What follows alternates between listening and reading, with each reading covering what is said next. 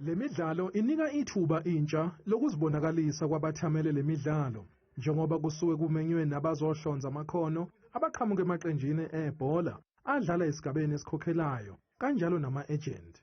Amaqembu ayingxenye lemidlalo athembisa ingxenye yebhola kulokhu kumenywe nezinqwele zalemidlalo eLimpopo.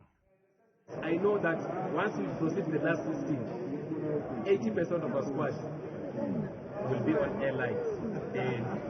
They know their story, they know what they want, they represent the brand and they respect the brand. Kanti leli qembu laseLimpopo lithi lithukise induku emqubeni. What we are going to do, we want to speak with the organizers who will be camping from Limpopo. We don't want any disturbance from this side. We don't want anyone to know where we'll be camping.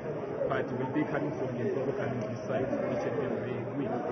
Amaqembu ayingozi kule midlalo nyakenye kwakukhona i-G-Stars, amaThaithayi, i-G-Force, kanti ayabuya kulonyaka. Umsunguli wale midlalo uSolile Shabane uthi kulonyaka izinga likhuphuke kakhulu njengoba nomklomelo umuhle. Wonke umuntu wasegroundini uyawina. Enye imali sifaka kuma prizes siphisana ngawo emagroundini.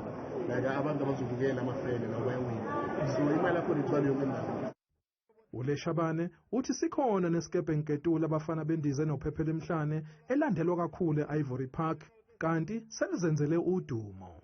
Sinamathi amakhulu la kumdakazi abulothothi sikebenketule sinazo izingxenye former USB sinawo amathimba amakhulu usazodlala.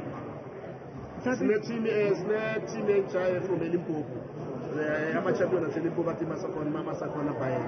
Sizobona ukuthi bazolunga la eSoweto na. AmaThaithayi iwona avikela lesi sixoxo kanti lemidlalo kulindele ukuthi iqale osukwini lakusasa.